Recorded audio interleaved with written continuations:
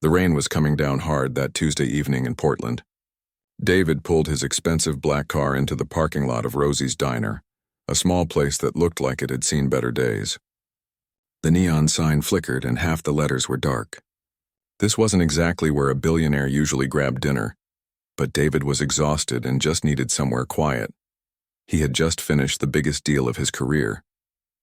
$2 billion. The number still felt unreal in his head. At 34, he was now one of the youngest tech moguls in the country. Everyone wanted to shake his hand, take pictures with him, interview him. But right now, all he wanted was a simple meal and some peace. The diner's door chimed as he walked in. The smell of coffee and fried food filled the air. It was the kind of place where truckers stopped and families came for cheap breakfasts. Red vinyl booths lined the windows and the floors had that old checkered pattern that reminded him of something, though he couldn't quite place what. David slid into a corner booth, pulling out his phone to check emails. 347 unread messages.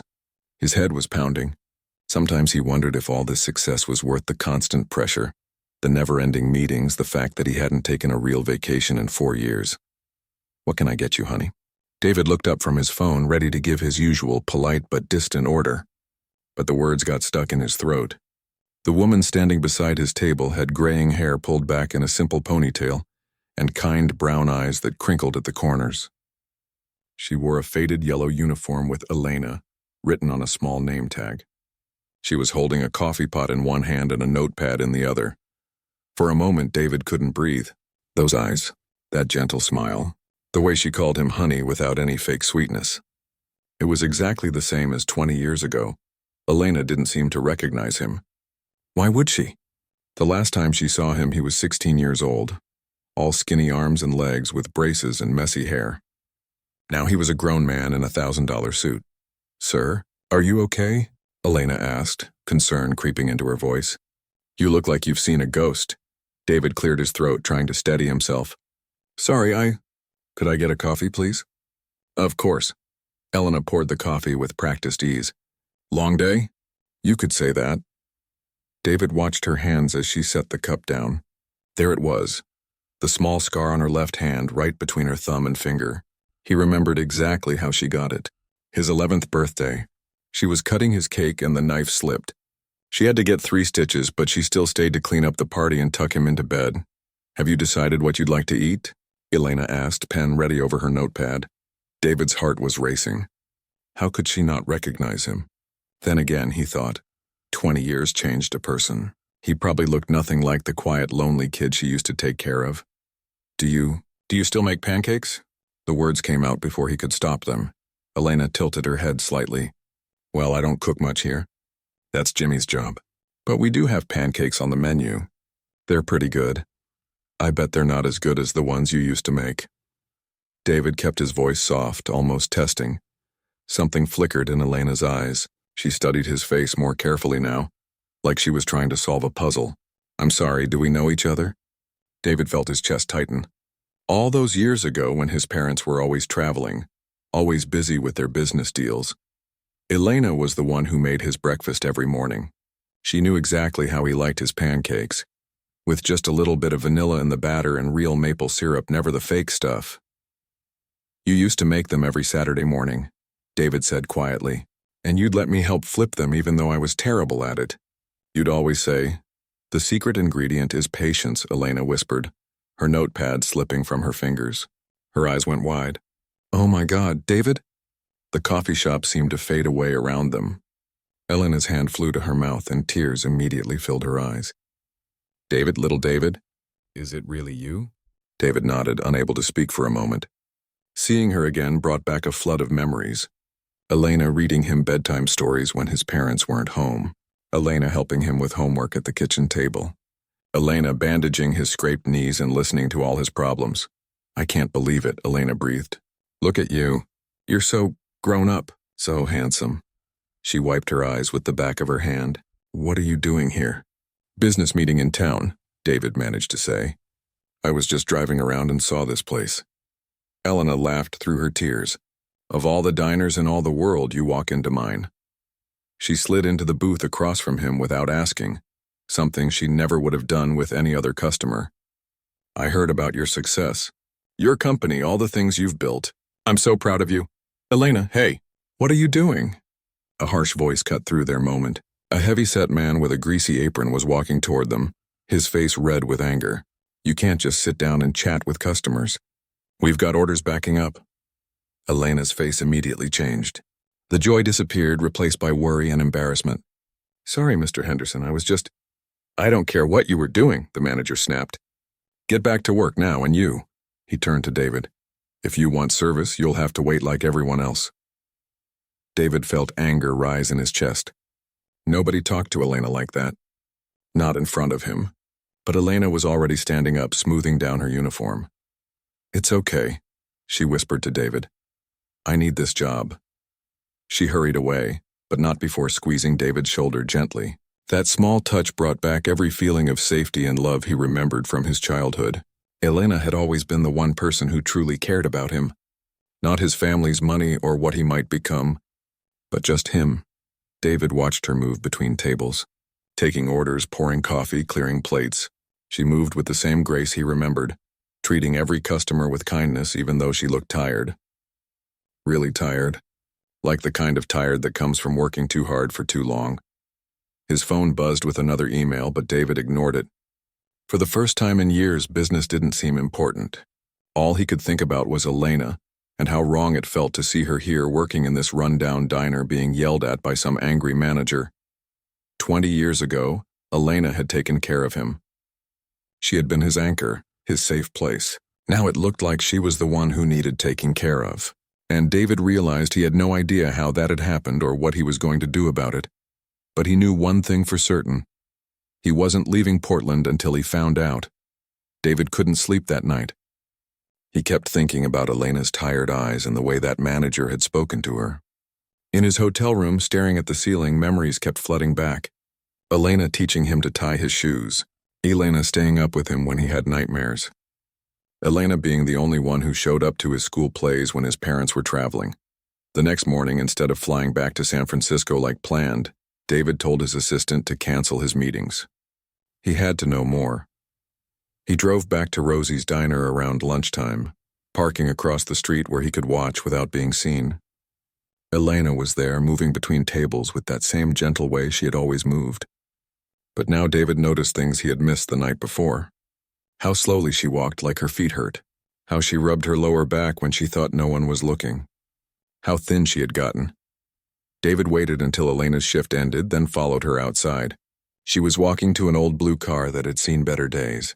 The paint was faded and there was a dent in the back bumper. Elena, he called softly. She turned, surprised to see him. David, what are you still doing in town? I wanted to talk to you. Really talk. Could I buy you dinner somewhere? Elena looked nervous. I don't know. I have to get to my other job soon. Other job? I clean offices at night, Elena said like it was no big deal. But I guess I could spare a few minutes. They went to a quiet coffee shop down the street. Elena ordered just water, even though David insisted she get something to eat. As they sat across from each other, David could see how much she had aged. Not just older, but worn down, like life had been harder than it should have been. Tell me what happened, David said gently, after we moved away. Elena's hands wrapped around her water glass. Your parents got that job in Switzerland, remember? You were so excited about living in Europe. David did remember. He was 16 and thought moving to Switzerland sounded like an adventure. He never thought about what would happen to Elena. Finding work was hard after that, Elena continued. Your family gave me good references, but most families want younger nannies. I did some housekeeping, worked in a few restaurants. Then my mother got sick. Elena's voice got quieter. She had dementia. It started small, forgetting names, losing her keys. But it got worse fast. She couldn't be left alone, and the care homes were so expensive. So I moved back in with her. For how long? David asked. 12 years. Elena's eyes filled with tears. 12 years of watching her forget who I was. 12 years of doctor visits and medicine and sleepless nights. I loved her, but it used up everything. My savings, my energy, my time. David felt sick. While he was building his company, making his fortune, Elena was sacrificing everything to take care of her sick mother. Alone. She passed 3 years ago, Elena said. Peaceful in her sleep. I was holding her hand. Elena, I'm so sorry. I had no idea. How could you know? Elena smiled sadly. You were busy building your life. That's what you were supposed to do. But David didn't feel better. He felt worse. Elena had always taken care of everyone else, and who had taken care of her? Nobody. Is that when you started working at the diner? David asked. Actually, I've been there for 5 years. During the day? The cleaning job is newer. Elena checked her phone. Speaking of which, I really do need to get going soon. Wait, David said. Why 2 jobs? Are you trying to save money? Elena hesitated, then sighed. My granddaughter, Lucy, she's 16 and smart as a whip. Gets straight A's, wants to be a doctor, but college costs so much money these days, and her mother. Elena's voice broke a little. My daughter passed away in a car accident 3 years ago. Same year as my mother. Lucy lives with me now. David felt like he'd been punched. Elena had lost her mother and her daughter in the same year, and taken in her teenage granddaughter. And she was working 2 jobs to try to save money for the girl's education. She applied to all these good schools. Elena continued. Got accepted to some really good ones, but the scholarships aren't enough to cover everything. I'm trying to save, but it's hard. Rent, food, Lucy's school supplies, her part-time job at the grocery store helps a little, but… Elena shrugged, like it was just another problem to solve, but David could see the worry in her eyes. Where does Lucy want to go to school? Anywhere that will help her become a doctor. She wants to help people just like her mom did. My daughter was a nurse before the accident. David's heart was breaking. Elena's whole family had been about helping others, and now Elena was working herself to death trying to give her granddaughter a chance at a good life. Does Lucy know how hard you're working for this? She knows I work a lot, but I don't want her worrying about money. She should focus on school. She's got this big test coming up and she stays up so late studying. Sometimes I hear her crying in her room because she's so stressed about the future. Elena wiped her eyes. I keep telling her it'll work out somehow. But honestly, David, I don't know how. Even working 2 jobs, I can barely save anything after bills. And I'm not getting any younger. Some nights at the cleaning job, my back hurts so bad I can hardly stand up. David wanted to scream. This woman had given him love and stability when he needed it most, and now she was breaking herself trying to take care of another child who needed her. Elena, why didn't you ever reach out? After all these years? Elena looked surprised. Reach out for what? For help. You knew I was doing well. You could have called. Elena shook her head firmly. David, honey, I took care of you because I loved you, not because I expected anything back. You don't owe me anything. You made something beautiful with your life, and that's enough for me. But it wasn't enough for David, not even close. Besides, Elena continued, standing up and gathering her purse, what would I have said? Hi, remember your old nanny?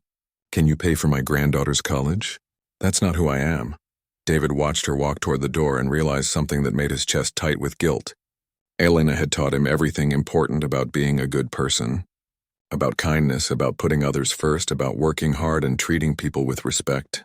Those lessons had helped him build not just a successful company, but a company that people actually respected and wanted to work for. But while he was using Elena's lessons to build his empire, Elena herself was struggling to survive. As she reached the door, Elena turned back. It really was good to see you. David, I'm proud of the man you became. Then she was gone, off to her night cleaning job, probably thinking about Lucy studying at home and worrying about money she didn't have. David sat alone in the coffee shop, staring at his hands. The same hands Elena had taught to tie shoes and helped with homework were now worth billions of dollars. And Elena was working 2 jobs to try to save enough money to help her granddaughter. Something had to change. David just had to figure out how to help her without hurting her pride. Because knowing Elena, that was going to be the hardest part of all. David spent 3 days in his hotel room, pacing back and forth like a caged animal. He had canceled every meeting, ignored dozens of phone calls, and barely touched his food. His assistant kept texting him, worried he had disappeared off the face of the earth. But David's mind was completely focused on one thing: how to help Elena without destroying her pride. He had thought about just writing her a check. $1 million would solve all her problems instantly. Lucy could go to any college she wanted. Elena could quit those exhausting jobs and they could live comfortably for the rest of their lives. But David knew Elena well enough to know she would never accept it. She would be insulted, maybe even hurt that he thought she needed charity. He had also thought about secretly paying Lucy's college tuition, but Elena would figure it out eventually. She was too smart and too careful with money not to notice when thousands of dollars in bills suddenly disappeared. No, this had to be something else, something that would let Elena keep her dignity while still solving her problems. On Thursday morning, David was sitting by his hotel window, drinking his fourth cup of coffee, when the answer finally hit him. It was so obvious he almost laughed out loud. His company was expanding. They had just bought 3 smaller tech companies, and David had been planning to open a new headquarters right here in Portland. The building would have offices, meeting rooms, and a whole floor dedicated to housing visiting executives and important clients. Places like that needed someone to manage them. Someone trustworthy, caring, and experienced in taking care of people. Someone exactly like Elena. David grabbed his phone and called his head of operations. "Tom, remember that Portland headquarters we talked about? I want you to fast-track it. And I need you to create a new position, Director of Executive Services, someone who can manage the residential floors, coordinate with catering, make sure our guests and visiting executives have everything they need." "Okay," Tom said slowly. "What kind of salary are we talking about?" David did some quick math in his head. Enough to solve Elena's problems, but not so much that she would suspect anything. $120,000 a year, plus full benefits, plus housing allowance? David, that's a lot for that kind of position. Trust me. Tom, when you meet the person I have in mind, you'll understand why she's worth every penny. 2 hours later, David was back at Rosie's diner. Elena looked surprised to see him again.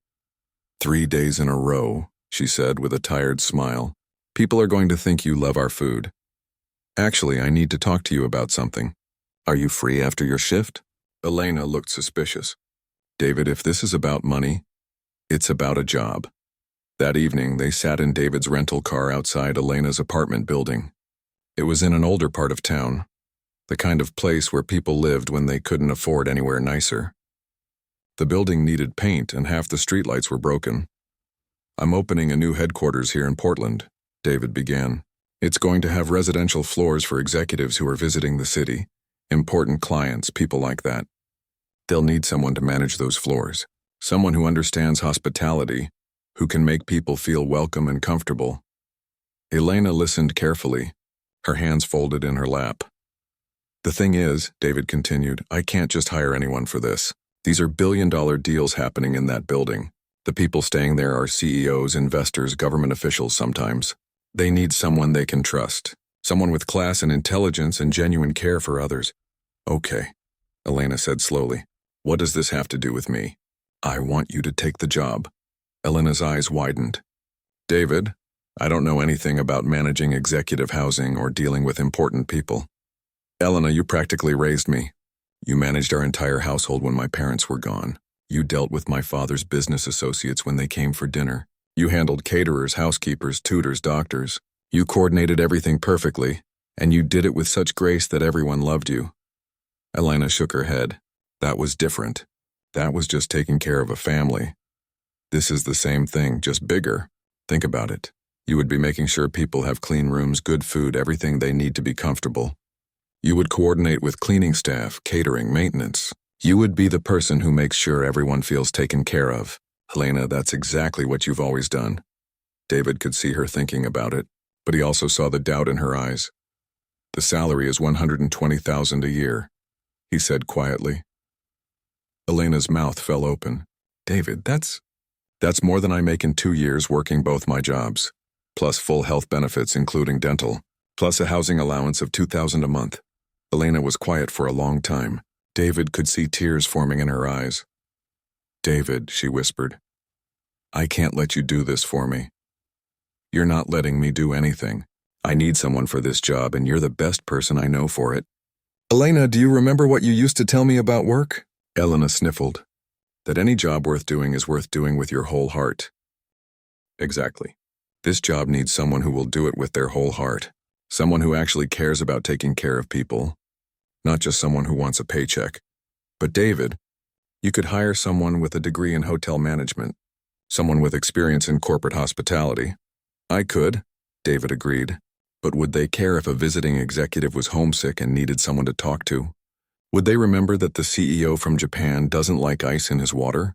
Would they notice if someone seemed stressed and needed help? Elena was crying now. David, this is too much. You're changing my whole life. Elena, do you remember when I was 8 and had pneumonia? You stayed awake for 3 nights straight taking care of me. You slept in a chair next to my bed. You made homemade soup and read me stories and never once complained.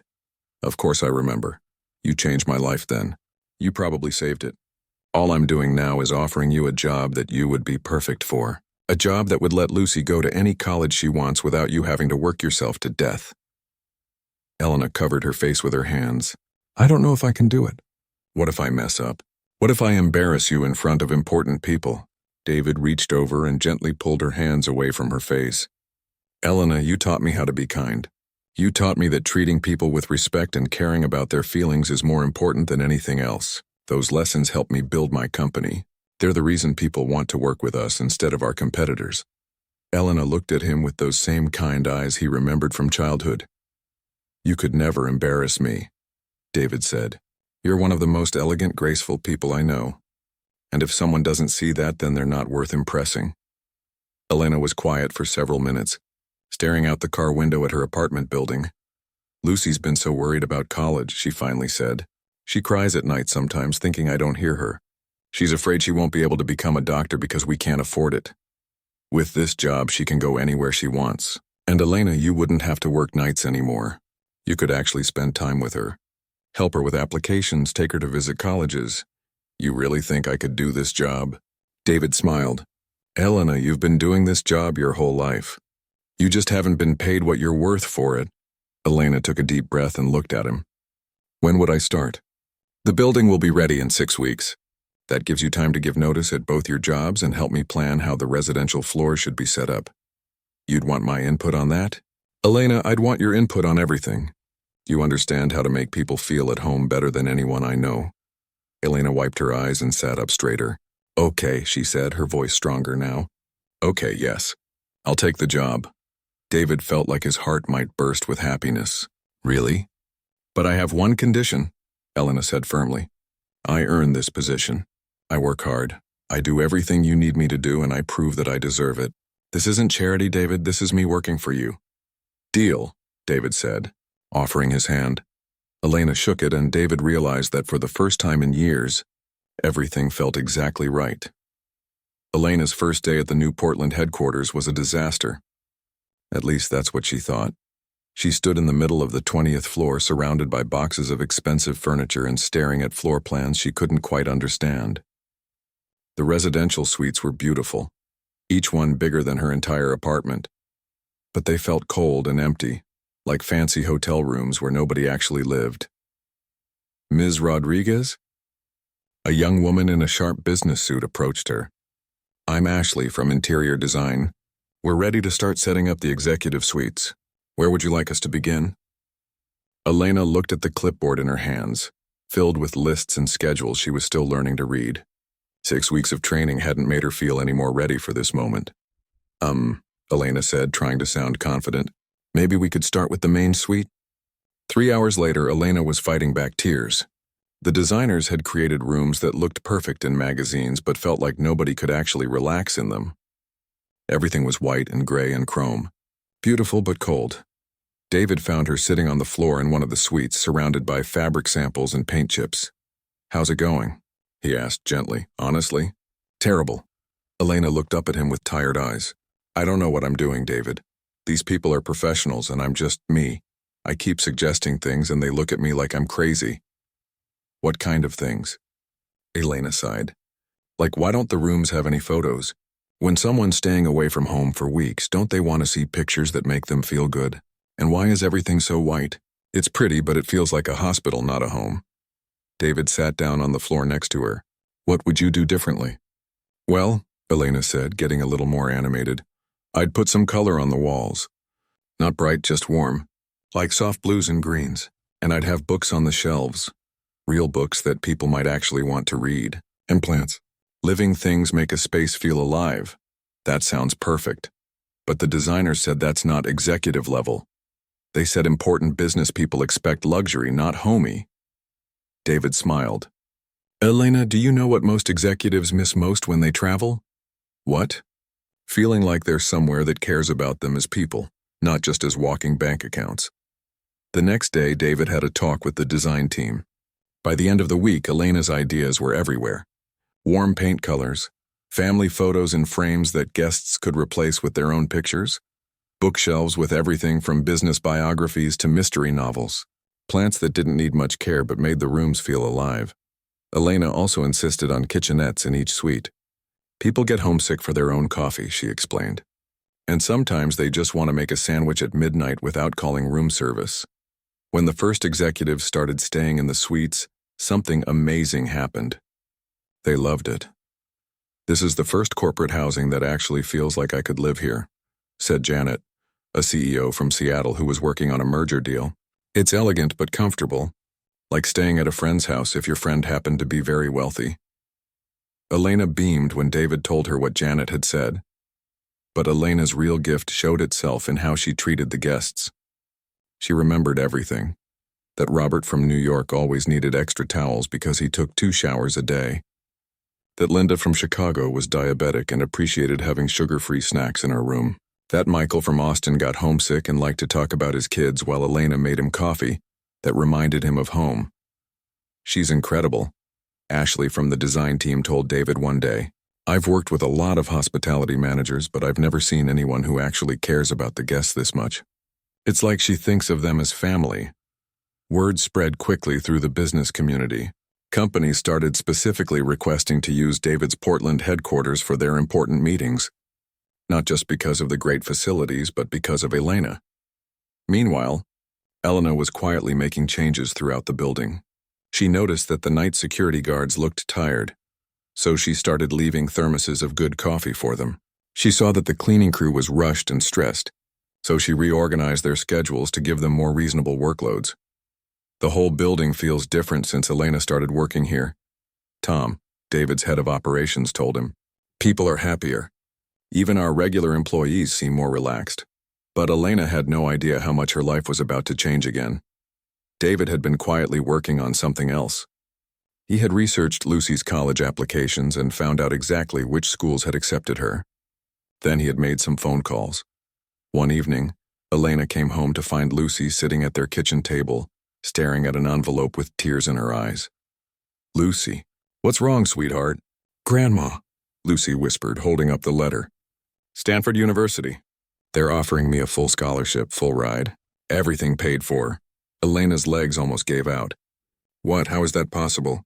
"I don't know," Lucy said, laughing and crying at the same time. "The letter says I was selected for the Future Medical Leaders program. I never even applied for this. They said my grades and essay were so impressive that they wanted to make sure finances wouldn't stop me from attending." Elena sank into a chair, her mind racing. This was too good to be true. Too convenient. The next day, Elena marched into David's office. "Did you do this?" she asked without preamble. "Do what?" "Lucy's scholarship. The one that magically appeared right after I started working for you." David looked at her calmly. "Elena, Lucy earned that scholarship. Have you seen her grades? Her test scores? Her essay about wanting to become a doctor to help people like her mother did? Any college would be lucky to have her." David: "Okay, yes. I may have made a few phone calls. I may have mentioned to some people I know at Stanford that there was a brilliant young woman who deserved a chance. But Elena, I didn't buy her way in. She did that herself." Elena sat down heavily. "Why didn't you tell me?" "Because I knew you'd react exactly like this. Elena, Lucy was going to get into good schools anyway. All I did was make sure money wouldn't be the thing that stopped her from going to the best one." Elena was quiet for a long time. Finally, she looked up at David. "You know what Lucy said when she called Stanford to accept?" "What?" "She said, 'My grandmother works harder than anyone I know to take care of me. This scholarship means she doesn't have to kill herself anymore trying to save money for my education.'" David felt his throat tighten. "She doesn't know about you," Elena continued. "She thinks it was just luck. Maybe we should keep it that way. Whatever you think is best."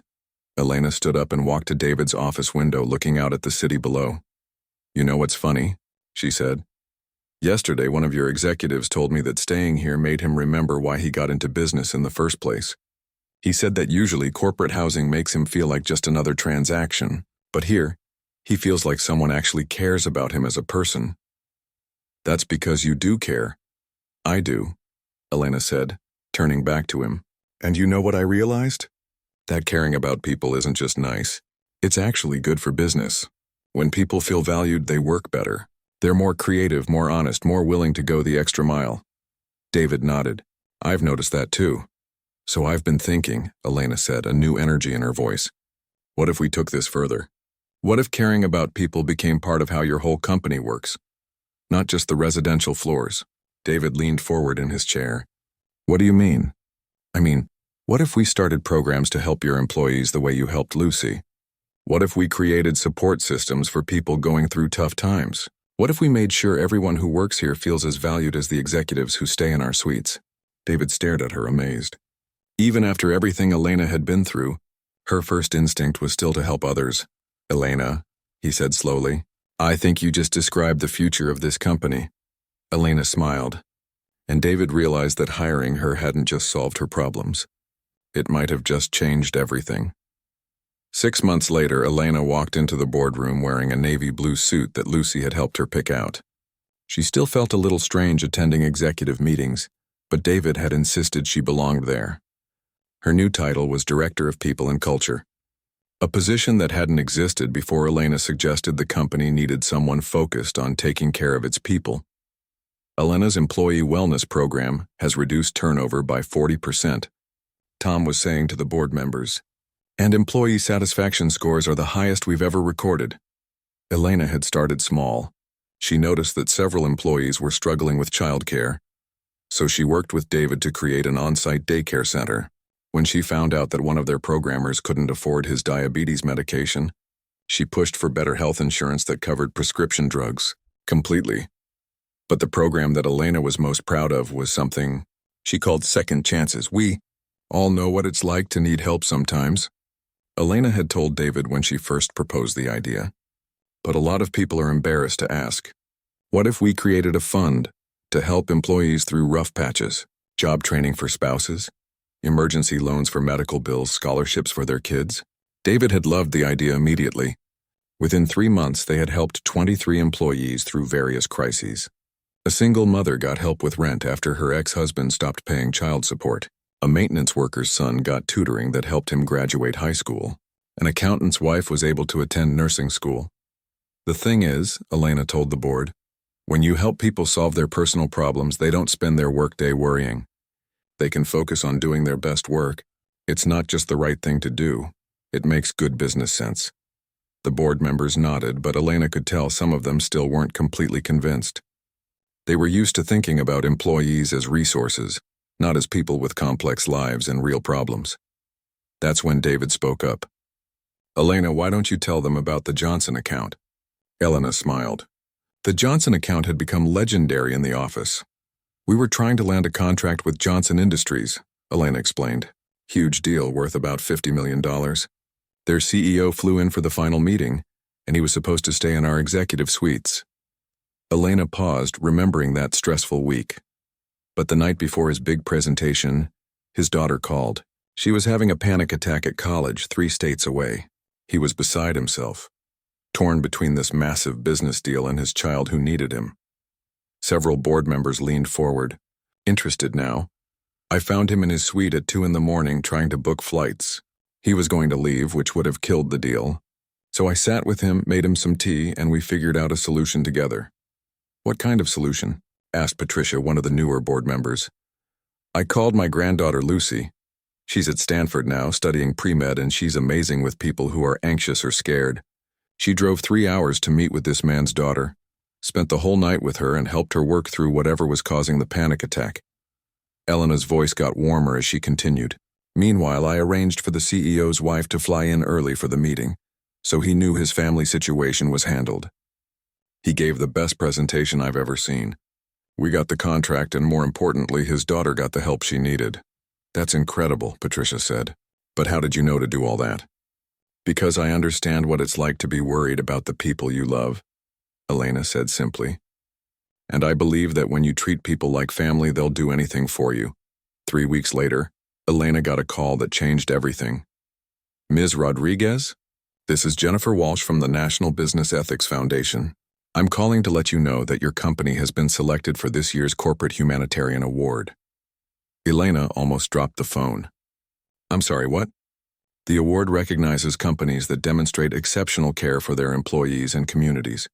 Your employee wellness programs and the Second Chances initiative have been noticed throughout the industry. Other companies are already copying your model. Elena sank into her office chair, stunned. I don't know what to say. Well, you might want to prepare a speech. The award ceremony is next month, and we understand that you'll be accepting on behalf of the company. That evening, Elena called Lucy at Stanford. Grandma, that's incredible! Lucy practically screamed into the phone. Do you realize what this means? You're going to be on stage in front of hundreds of business leaders, representing everything you've built. Elena felt nervous and excited at the same time. A year ago, she was working double shifts just to pay rent. Now she was accepting awards for changing how companies treat their people. You know what the best part is, though? Lucy continued. I've been telling my classmates about what you do, and some of them want to study business ethics now instead of just finance. You're inspiring the next generation of leaders, Lucy paused. Oh, and Grandma? I have some news, too. David offered me a summer internship in the company's new community outreach division. They're creating technology solutions to help elderly people stay connected with their families. Elena's eyes filled with tears. Everything was coming full circle. The night of the award ceremony, Elena stood backstage in a beautiful black dress that Lucy had insisted on buying her. David found her there looking nervous. You ready for this? He asked. I keep thinking about that night at the diner, Elena said.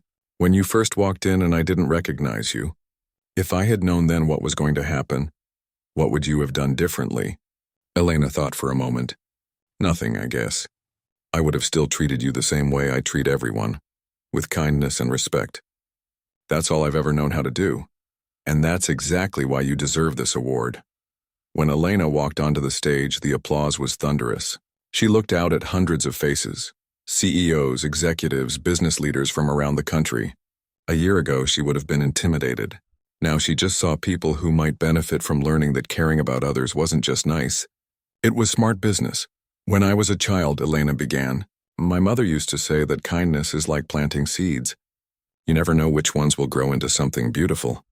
She paused, finding David in the audience. 20 years ago, I took care of a young boy whose parents were always traveling.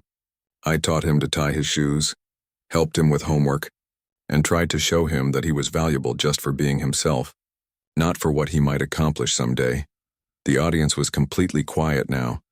That boy grew up to become a man who could have easily forgotten about his old nanny. Instead, he found me working in a diner and offered me a chance to plant new seeds of kindness in his company. Together, we've learned that when you treat employees like family, when you care about their struggles and celebrate their successes, amazing things happen. Elena's voice grew stronger. Productivity goes up, but more importantly, people go home happier. They're better parents, better neighbors, better community members. That ripples out in ways you can't even measure. She looked directly at David.